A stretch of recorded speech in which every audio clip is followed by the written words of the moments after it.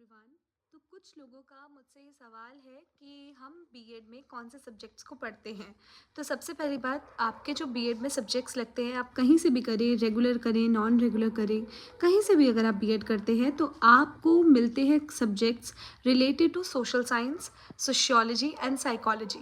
ये सब्जेक्ट सभी को लगभग पढ़ने पड़ते हैं, आप किसी भी सब्जेक्ट के हों, आप किसी भी पेडागोजी के हों।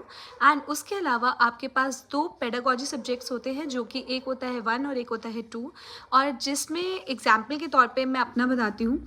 जैसे मैं कर रही हूँ बीएड लैंग्वेज संस्कृत में, तो उसके लिए जो मेरा पेडागोजी 1 है वो है लैंग्वेज, एंड पेडागोजी 2 जो बनेगा वो बनेगा संस्कृत।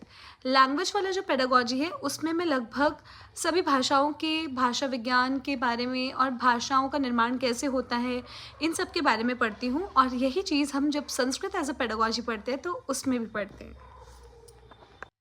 और इसके अलावा दूसरा एग्जाम्पल मैं आपके सामने लेकर आई हूँ सोशल साइंस बैकग्राउंड का, जिसमें कि मान लीजिए अगर कोई व्यक्ति पॉलिटिकल साइंस का, हिस्ट्री का, ज्योग्राफी का या फिर इकोनॉमिक्स का टीचर बनना चाहता है, तो वो एग्ज़ाम जो देते हैं वो देते हैं सोशल साइंस से रिलेटेड।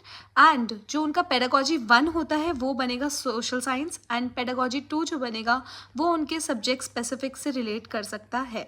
सेम ऐसे ही हिंदी हो, अंग्रेज़ी हो, संस्कृत हो, तीनों भाषाओं के और साथ में उर्दू और पंजाबी भाषाओं के भी जो पेडागोजी 1 होगी वो लैंग्वेज कंसीडर होगी, और पेडागोजी 2 सब्जेक्ट स्पेसिफिक माना जाएगा।